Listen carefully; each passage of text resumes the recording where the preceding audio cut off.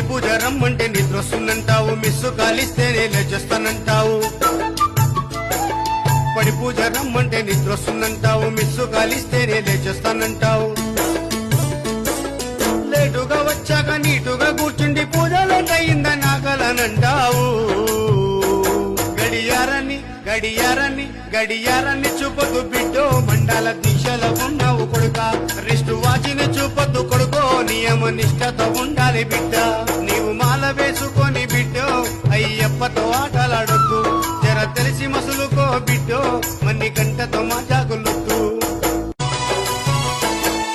పడి పూజ రమ్మంటే నిద్రొస్తుందంటావు, మిస్సు కాలిస్తేనే లేచేస్తానంటావు. పడి పూజ రమ్మంటే నిద్రొస్తుందంటావు, మిస్సు కాలిస్తేనే లేచేస్తానంటావు.